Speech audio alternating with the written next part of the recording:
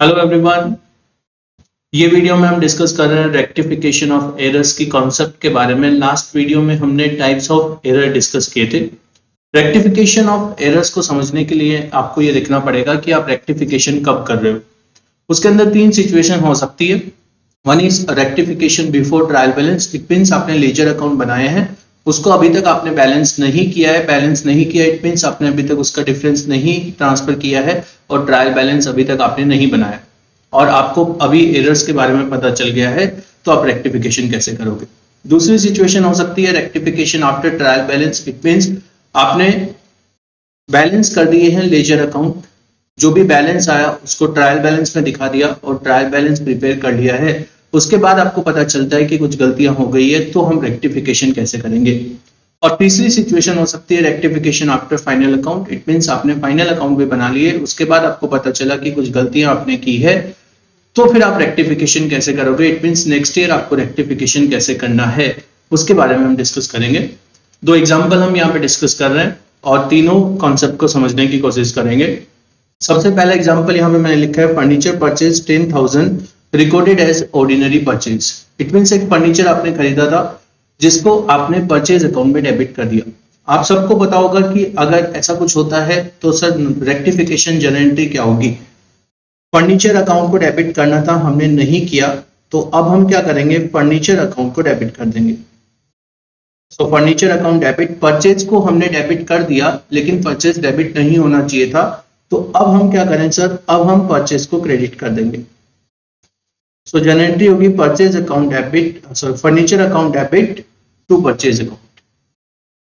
ठीक है, rectification before trial balance आप कर रहे हो तो इस तरीके से आपको जर्नल एंट्री करनी है। ऐसी मिस्टेक्स को, ऐसी एरर्स को टू साइडेड मिस्टेक बोला जाता है या डबल साइडेड मिस्टेक बोला जाता है। इसमें टू साइडेड या डबल साइडेड मिस्टेक का मतलब है जहां पे डेबिट और क्रेडिट दोनों में इफेक्ट आ रहा हो जर्नल एंट्री में, वो टू साइडेड या डबल साइडेड मिस्टेक होती है और वहां पे एक जर्नल एंट्री करके हम रेक्टिफिकेशन कर देते हैं। अगर sir rectification after trial balance कर रहे होंगे तो क्या करेंगे, रेक्टिफिकेशन आफ्टर ट्रायल बैलेंस करेंगे तब भी यही जर्नल एंट्री होगी, furniture account debit to purchase. Furniture account debit to purchase account. इसका मतलब ये है स्टूडेंट्स कि अगर आप रेक्टिफिकेशन कर रहे हो और रेक्टिफिकेशन बिफोर ट्रायल बैलेंस या आफ्टर ट्रायल बैलेंस दोनों में वही जर्नल एंट्री होगी अगर टू साइडेड मिस्टेक है तो। ठीक है, अगर डेबिट क्रेडिट दोनों में आपने मिस्टेक की है तो जो बिफोर ट्रायल बैलेंस आपने जर्नल एंट्री की है वही journal entry after trial balance भी होगा, उसमें कोई भी डिफरेंस नहीं होगा। तीसरी situation rectification after final account हो सकता है। अब आपको ये समझना है कि अगर हम रेक्टिफिकेशन आफ्टर फाइनल अकाउंट करते हैं तो क्या एडजस्टमेंट करना है। Sir rectification after final account अगर हम कर रहे हैं तो आपको ये याद रखना है कि जैसा आपने आफ्टर ट्रायल बैलेंस किया है उसी तरीके से आपको आफ्टर फाइनल अकाउंट भी जर्नल एंट्री करनी है, लेकिन एक डिफरेंस होगा।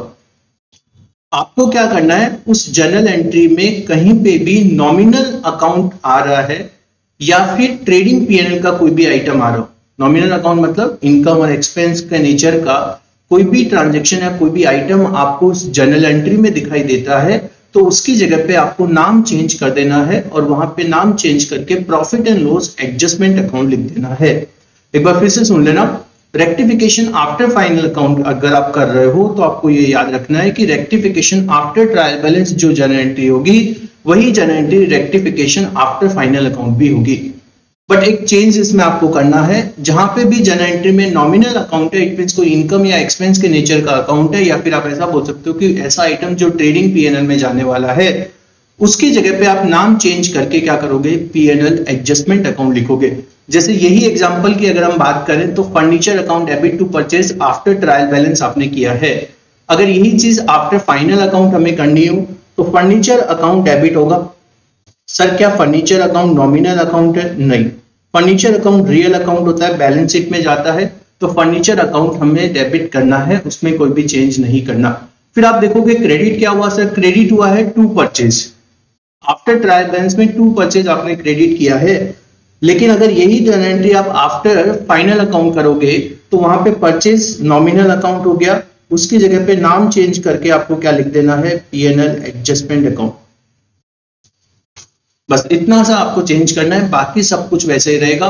Furniture account debit to purchase after trial balance आपने किया था, अगर यही चीज आप आफ्टर फाइनल अकाउंट करोगे तो furniture account debit to P&L adjustment हो जाएगा। ऐसा क्यों हो रहा है, एक बार के लिए मैं बता देता हूं आपको कि परचेज अकाउंट हमने क्रेडिट किया या नॉमिनल अकाउंट को डेबिट या क्रेडिट करेंगे तो उसका इफेक्ट किस पे जाएगा, हमारे प्रॉफिट पे जाएगा। अब ये एरर तो लास्ट ईयर की है और हम इसको रेक्टिफाई कर रहे हैं करंट ईयर में, तो अगर करंट ईयर में मैं P&L एडजस्टमेंट के बजाय यहाँ पे टू परचेज ही लिखता हूं तो वो करंट ईयर की परचेज को अफेक्ट करेगा और करंट ईयर के प्रॉफिट को अफेक्ट करेगा, क्योंकि परचेज में अगर चेंज होगा तो आपका करंट ईयर का प्रॉफिट का अमाउंट भी चेंज हो जाएगा। तो लास्ट ईयर की एरर से हमारे करंट ईयर का प्रॉफिट चेंज नहीं होना चाहिए, इसके लिए हम लोग क्या कर रहे हैं, वहां पे नाम चेंज करके P&L एडजस्टमेंट लिख देते हैं, बिकॉज ये नेक्स्ट ईयर में या फिर अलग अलग ईयर वाइज हम देख रहे हैं कि गलती पिछले साल की है और रेक्टिफिकेशन अब हम कर रहे हैं, इसलिए वहां पे नाम चेंज करके P&L एडजस्टमेंट लिखा जाता है। तो आपको सोचना उसी तरीके से है, आफ्टर ट्रायल बैलेंस जैसे आप करते हो, बस आफ्टर फाइनल अकाउंट अगर है तो आपको ये याद रखना है कि नॉमिनल अकाउंट है तो वहां पे आपको नाम चेंज करके P&L एडजस्टमेंट अकाउंट लिख देना है। उसके बाद एक दूसरा एग्जांपल हमने वो डिस्कस कर, ये दूसरा एग्जांपल हम यहाँ पे डिस्कस करेंगे। Cash received from Ram 2000 was posted to the debit side in his account. It means Ram से हमें पैसा मिला था जिसको हमने उसके अकाउंट में डेबिट कर दिया। अब सर यहां पे हम क्या करें, सर ऐसी गलतियों को हम वन साइडेड मिस्टेक बोलते हैं। वन साइडेड मिस्टेक का मतलब क्या होता है सर, वन साइडेड मिस्टेक मतलब जहां पे एक अकाउंट में ही आपने मिस्टेक की है, डेबिट क्रेडिट दोनों में गलती नहीं हुई है, ठीक है। तो one sided mistake it means एक ही अकाउंट में आपने गलती की है। तो आप यहां पे देखोगे केस रिसीव 2000 फ्रॉम राम, तो जर्नल एंट्री क्या होनी चाहिए, केस अकाउंट डेबिट होना चाहिए, राम अकाउंट क्रेडिट होना चाहिए। उन्होंने लिखा was posted to the debit side in his account, मतलब हमने राम के अकाउंट में डेबिट साइड में लिख दिया। तो सर क्या केस अकाउंट में कुछ गलती की है हमने, answer is no, cash account में हमने कोई भी गलती नहीं की है, लेकिन हमने राम के अकाउंट में क्रेडिट करना था, उसकी बजाय हमने क्या कर दिया, डेबिट कर दिया, ठीक है। तो सर अब हम रेक्टिफिकेशन कैसे करें, रेक्टिफिकेशन करने के लिए आपको ये देखना पड़ेगा कि आप रेक्टिफिकेशन कब कर रहे हो। पहली सिचुएशन हम डिस्कस कर रहे हैं कि अगर रेक्टिफिकेशन बिफोर ट्रायल बैलेंस करोगे तो क्या होगा। बिफोर ट्रायल बैलेंस अगर आप रेक्टिफिकेशन कर रहे हो और वन साइडेड मिस्टेक है, एक ही अकाउंट में आपने कोई मिस्टेक की है, तो वहां पे ऐसा बोला जाता है कि आपको जर्नल एंट्री करने की जरूरत नहीं है। आप क्या कर सकते हो, डायरेक्टली राम के अकाउंट में चले जाओ और राम के अकाउंट में जिस साइड में लिखना रह गया था या जिस साइड में आपने गलत लिखा उसको वहीं पे रेक्टिफाई कर दो। ध्यान से समझना स्टूडेंट, वन साइडेड मिस्टेक में रेक्टिफिकेशन बिफोर ट्रायल बैलेंस होगा तो जर्नल एंट्री नहीं होती है। क्यों नहीं होती है, क्योंकि लेजर अकाउंट अभी तक आपने बैलेंस नहीं किए हैं, इसका मतलब लेजर अकाउंट अभी भी ओपन है और वहां पे जाके आप चेंज कर सकते हो। तो राम के अकाउंट में आ जाएंगे, राम के अकाउंट में हमने गलती की है तो राम के अकाउंट में डायरेक्टली चेंज कर देंगे, ठीक है। तो यहां पे आप देखोगे तो 2000 हमने क्या किया, राम के क्रेडिट में लिखना था लेकिन हमने कहां पे लिख दिया, डेबिट में लिख दिया। तो सर अब क्या करें, अब राम के अकाउंट में क्रेडिट साइड में लिखेंगे कितना, 4000। सर 4000 क्यों लिखेंगे, क्योंकि 2000 क्रेडिट करना था और हमने क्या कर दिया था, 2000 डेबिट कर दिया था। तो अब डबल अमाउंट से इफेक्ट देना है और क्रेडिट साइड में 4000 लिख देंगे। समझ आया सबको।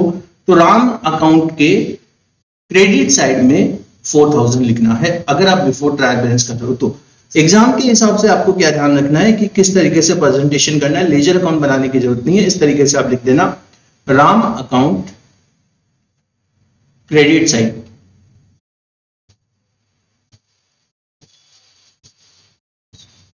by wrong posting 4000। तो इस तरीके से आप एग्जाम में प्रेजेंट कर सकते हो, पूरा लेजर अकाउंट आपको बनाने की जरूरत नहीं है अगर रेक्टिफिकेशन बिफोर ट्रायल बैलेंस कर रहे हो और वन साइडेड मिस्टेक है तो। अब हम बात कर रहे हैं इसी ट्रांजैक्शन में अगर रेक्टिफिकेशन आफ्टर ट्रायल बैलेंस होगा तो क्या करेंगे सर।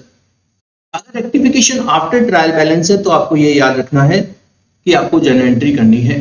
तो सर यहाँ पे गलती क्या की हमने, गलती ये की कि राम को डेबिट कर दिया जबकि करना क्या था, क्रेडिट। तो अब हम क्या करें सर, राम को क्रेडिट कर देते। सर कितने अमाउंट से राम को क्रेडिट कर देते हैं? 4000 से, क्योंकि राम को डेबिट कर दिया जबकि करना था क्रेडिट, तो डबल अमाउंट से क्रेडिट हो जाएगा। अब बात ये आती है कि सर डेबिट पे क्या लिखे? अगर आप रेक्टिफिकेशन आफ्टर ट्रायल बैलेंस कर रहे हो और वन साइडेड मिस्टेक है, तो वहां पे डेबिट में आपको लिखना है सस्पेंस अकाउंट। सर क्या आफ्टर ट्रायल बैलेंस ही सस्पेंस अकाउंट आएगा, before trial balance suspense account नहीं आएगा? बिल्कुल सही है, before trial balance suspense account नहीं आएगा। ध्यान रखना, किसी भी जर्नल एंट्री में before trial balance suspense account नहीं आता है, क्योंकि सस्पेंस अकाउंट का जन्म कहां से होता है?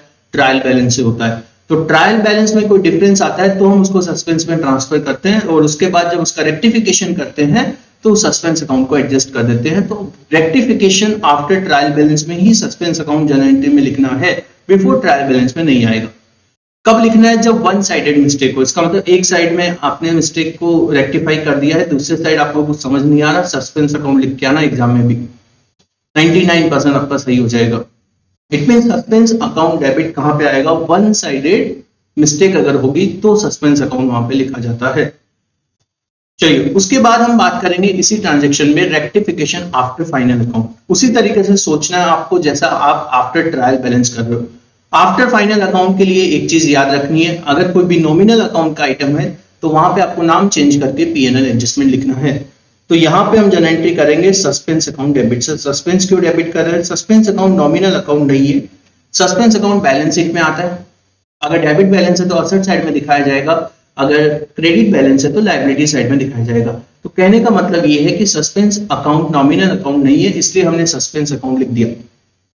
To Ram account, sir Ram account भी सस्पेंस अकाउंट नहीं है, बैलेंस शीट में आएगा। ये नॉमिनल अकाउंट नहीं है तो राम अकाउंट बैलेंस शीट में आता है, इसलिए हमने इसमें भी कोई चेंज नहीं किया। तो वही जर्नल एंट्री जो आफ्टर ट्रायल बैलेंस हुई है वही आफ्टर फाइनल अकाउंट भी हो जाएगी, suspense account debit to Ram account. It means आपको सिंपल तरीका ये है कि आफ्टर ट्रायल बैलेंस जो आप कर रहे हो वही आफ्टर फाइनल अकाउंट होगा। बट एक चीज याद रखना, जहां पे नॉमिनल अकाउंट का कुछ ट्रांजेक्शन या आइटम है उसकी जगह पे नाम चेंज करके आपको पीएनएल एडजस्टमेंट लिख देना है। ठीक है, तो ये तीनों कॉन्सेप्ट मैंने आपके साथ डिस्कस किए हैं। वन साइडेड और टू साइडेड मिस्टेक के बारे में मैंने आपको बता दिए हैं। पूरे चैप्टर में यही सब हमें करना होता है रेक्टिफिकेशन का। आई होप ये कॉन्सेप्ट आप सबको समझ आ गया होगा। नेक्स्ट वीडियो में हम डिस्कस करेंगे कुछ मास्टर सम्स जो मैंने आपके लिए बनाए हैं। ठीक है, आई होप ये सब कुछ आपको क्लियर है। अगर ये सब कुछ क्लियर है तभी आप मास्टर सम आगे कंप्लीट कर पाओगे।